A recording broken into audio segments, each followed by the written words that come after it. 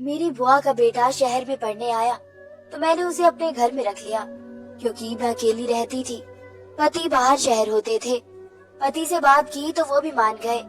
मेरी बुआ का बेटा मेरा बहुत ही ख्याल रखता था। एक रात उसने मुझे मेरी बुआ का बेटा मेरा बहुत ख्याल रखता था। बाजार से कुछ भी लाना होता तो वो ला देता था।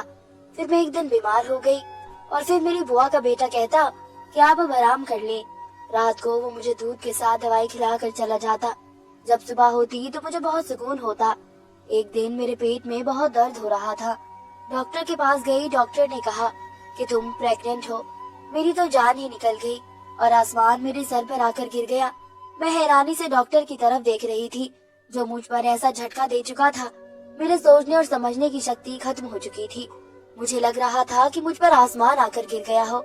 ऐसा कैसे मुमकिन था? मैं मान ही नहीं सकती थी। मैंने डॉक्टर से कहा कि आपको जरूर कोई गलतफहमी है, मुझे सिर्फ पेट दर्द की शिकायत है। वो मुझे देखकर मुस्कुराने लगी और मेरे सामने मेरी रिपोर्ट रख दी। कहने लगी कि 3 साल से तो आप मुझसे इस चीज का इलाज करवा रही हैं। अब आपको ऊपर वाले ने खुशखबरी सुनाई है। अब आपको भगवान का शुक्र अदा करना चाहिए। आपको जल्दबाजी से काम नहीं लेना चाहिए। मैं अपनी रिपोर्ट देखकर बदहवास सी हो गई थी। मुझे नहीं मालूम था कि मेरी जिंदगी में ऐसा भयानक मोड़ आ जाएगा। मैं तो सुनकर ही चकरा कर रह गई थी। मेरी शादी को 4 साल हो चुके थे। मेरे पति की नौकरी बाहर के मुल्क में ही लग गई थी। वो साल में बस कुछ महीनों के लिए ही घर पर आते थे।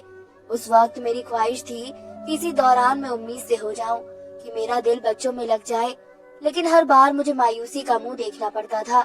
लेकिन अभी तो वो शहर में थे। मैंने डॉक्टर से कुछ ना कहा।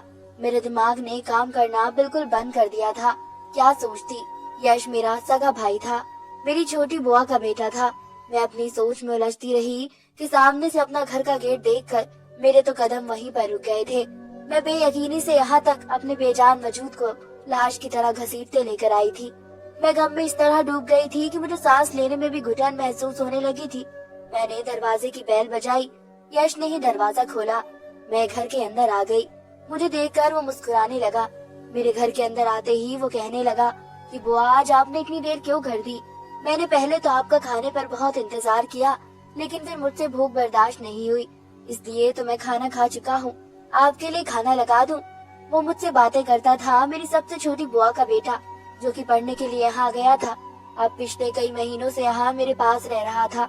मेरे पति को भी इस बात पर कोई एतराज नहीं था। वो यश के बारे में सब कुछ जानते थे, बल्कि वो तो बहुत खुश थे। उन्हें मेरी फिक्र नहीं रहेगी। वो आप कहाँ खो गई हैं? मैं आपसे बात कर रहा हूँ। यश की बात सुनकर मैं चौंक सी गई। मैंने कहा कि कुछ नहीं।